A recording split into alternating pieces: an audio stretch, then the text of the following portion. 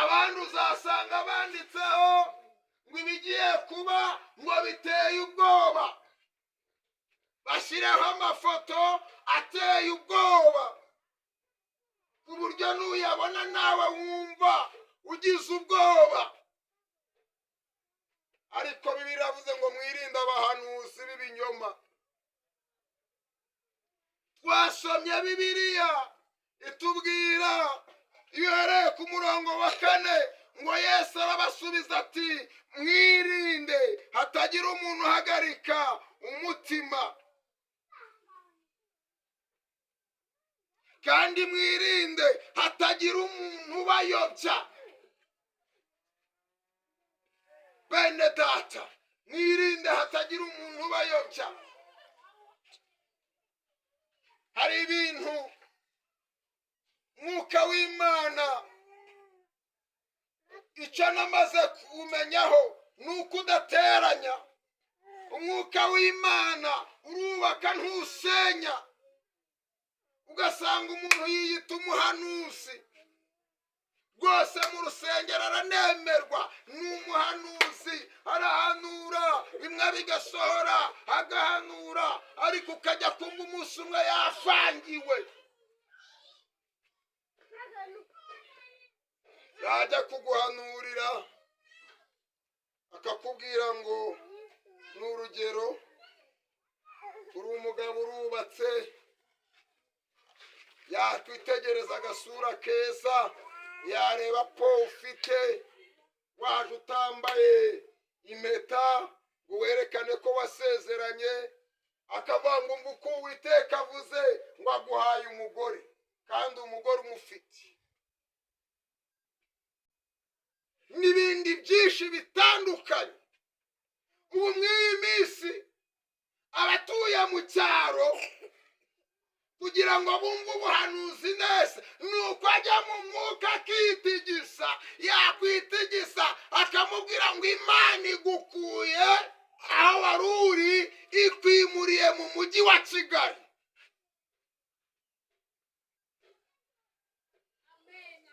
Ugahita uvuga ati mu mujyi wa Kigali nzaba ndi kabosi, mu mujyi wa Kigali nzaba mese neza, mu mujyi wa Kigali. Uri mu mujyi wa Kigali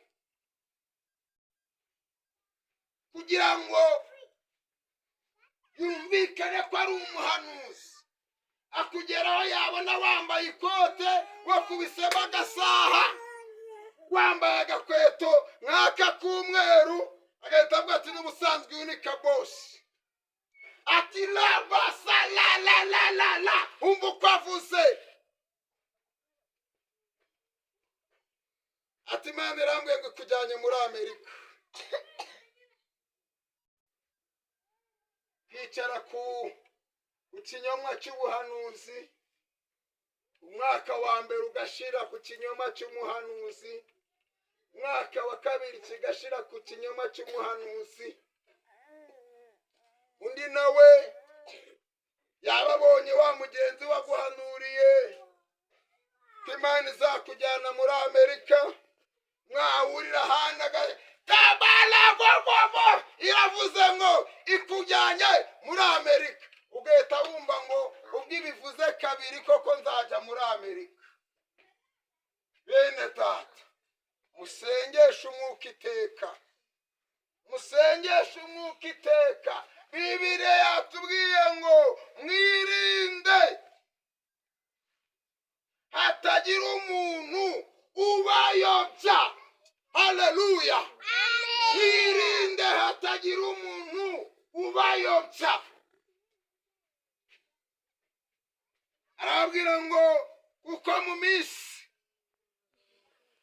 y'imperuka hazaduka abahanuzi b'ibinyoma. Ariko cyane reka nigire ku murongo waho wa 10. Bibiliya yatubwiye ngo nibwo benshi bazasubira inyuma, bazagambanirana, bangane. Reka njye kwaka akantu kw'iri shyamba. Benshi niho bazasubira inyuma,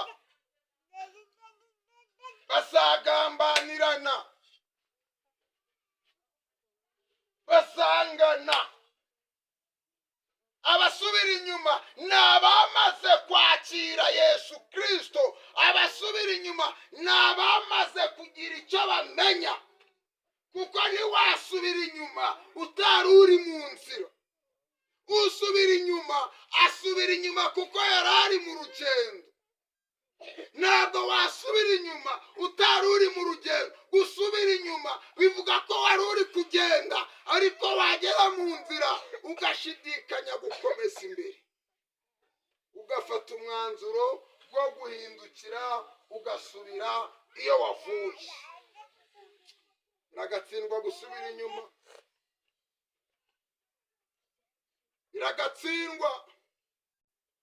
Kera hari agakorasi nakuze numva baririmbaga ngo sinzasubirayo, abo nasizeyo barabogoza, ngo nasizeyo abajura banze kwihana, kugeza n'uyu munsi barabogoza.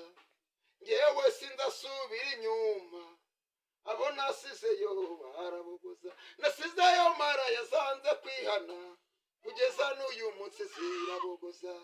Ngewe sinzasubira inyuma, abo nasizeyo barabogoza. Haleluya, amena. Bibiliya tubwiye ngo nibwo benshi bazasubira inyuma. Nibamara gusubira inyuma bangane, niko Bibiliya tubwiye ngo bagambanirane. Niyo mpamvu uzasanga mw'iyi minsi mu matorero abantu bagambanira abandi. Rimwe hari abakristo babiri bigeze bangambanira, barya n'amafaranga kugira ngo bangambanire bashaka kunshingira. Ariko nari mfite isezerano yuko Yesu azankorera ubukwe. Haleluya, nari mfite isezerano yuko Yesu azankorera ubukwe. Ndavuga uko biri kose hari icyo namaze kumenya. Data wo mu ijuru yarambwiye ngo sinkasubira inyuma, azankorera ubukwe. Ngo benshi bazagambanirana bangane. Uzasanga mw'iki gihe turimo hari igihe usanga abantu bari muri korari, bose ni abaririmbyi, bajya bagatera ngo tuzajya mu ijuru kureba bari, tuzajya mu ijuru kureba bariyo. Nyamara nubwo baririmbira hamwe ngo tuzajya mu ijuru, ugasanga muri burwango rwamaze kubarenga.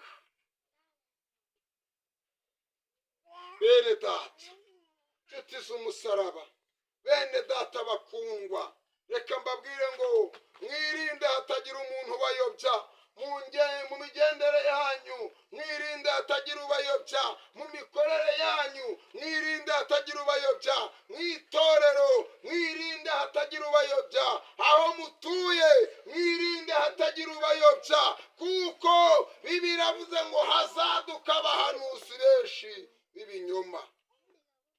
Mwirinde hatagira umuntu ubayobya. Haleluya, mwirinde hatagira ubayobya, kuko mu minsi y'imperuka hazaduka abahanuzi benshi b'ibinyoma, kandi abantu ngo basaba bikunda. Pawulo yandikira Timoteyo mu bice 3, aramubwira ngo mu minsi y'imperuka hazaduka abahanuzi b'ibinyoma, ngo kandi abantu bazabikunda, birarira, bibona, indashima, bikakaza, biyemera, badakunda ababo, bakunda impiya aho gukunda iyabaremye. Mu minsi y'imperuka hazaduka abahanuzi b'ibinyoma. Ariko hari umurongo twasomye ngiye gusorezaho. Haleluya, hari umurongo nshaka gusorezaho. Bibiliya yatubwiye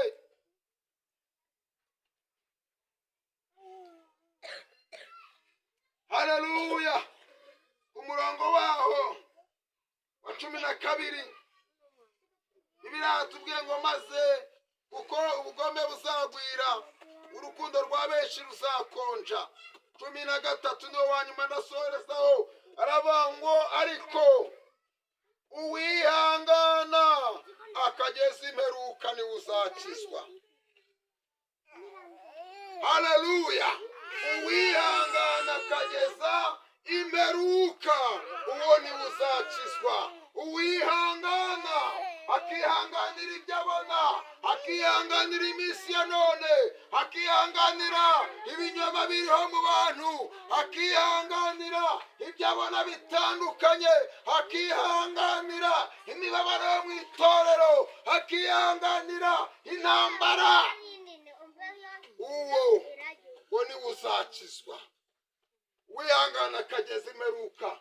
Yakobo yaranditse mu gice cye cya mbere umurongo wa 12, aravuga ngo hahirwa uwihanganira ibimugerageza, kuko namara kwemerwa ngo azahabwa ikamba ry'ubugingo iry'Imana yasezeranije abayikunda. Hahirwa uwihanganira ibimugerageza, kuko namara kwemerwa ngo azahabwa ikamba ry'ubugingo Imana yasezeranije abayikunda.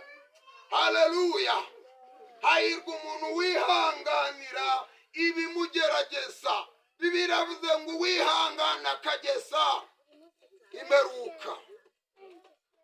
Uwihangana mu byo abona byose, mu ngorane abona, mu makuba ahura nayo, uwihangana mu byo yumva, uwihanganira intambara zo mu rusengero, uwihanganira intambara zo mu mudugudu, uwihanganira mu murenge atuyemo, uwihanganira muri karitsiye arimo, uwihanganira ibyo byose aho ari, uwo nguwo ngo akageza imperuka, uwo niwe uzakizwa. Kadusenga Imana. Mwirinde abahanuzi b'ibinyoma. Ku YouTube muraza kubabona mu iyi minsi abahanuzi b'ibinyoma bari guhanura, bari kuza barepesa indimi baza kuvuga, bakagenda bakiga, bakarepeta, bakirwa bari kurepeta ngo bashaka kuza guhanura, kandi ubuhanuzi bwabo ari ibinyoma. Mwirinde abahanuzi b'ibinyoma, mwirinde abahanuzi b'ibinyoma. Bene data, nshuti zanjye, mwirinde abahanuzi b'ibinyoma. Tugiye gusenga Imana. Aho uri hose ku isi, nagiye ngutangariza iri tangazo rivuga ngo irinde abahanuzi b'ibinyoma. Irinde muvandimwe, nshuti y'umusaraba, irinde abahanuzi b'ibinyoma. Mwene data, irinde abahanuzi b'ibinyoma. Nshuti yanjye, irinde abahanuzi b'ibinyoma. Aho uri hose, irinde abahanuzi b'ibinyoma, kuko turi mu minsi igoye kandi turi mu minsi y'imperuka. Ntabwo vuga ku bimenyetso bigaragaza ko Yesu ari bugufi bwo kuza, tuzabiganiraho ikindi gihe, kuko nta kizamubuza kuza. Ariko mwirinde abahanuzi b'ibinyoma. Muzababona mu iyi minsi abahanuzi b'ibinyoma baradutse hirya no hino ku isi, yaba mu ngo, yaba mu nsengero, yaba mu mihanda. Abahanuzi b'ibinyoma baradutse aho umuntu ari hose. Abahanuzi b'ibinyoma baradutse mu ngendo, abahanuzi b'ibinyoma baradutse ku maradiyo, baradutse ku matelefone, baradutse. Abahanuzi b'ibinyoma mubirinde. Reka dusenga Imana. Uwiteka Mana, byiringiro bizima, ijambo ryera tubwiye ngo hahirwa uwihanganira ibimugerageza, kuko niyamara kwemerwa azahabwa ikamba ry'ubugingo iry'Imana yasezeranije abayikunda. Duhe kwihanganira mu isi ya none, kugira ngo tuzaragwe ubwami bw'ijuru, kugira ngo tuzambike ikamba wasezeranije abakwizera. Ngaho icyubahiro kibe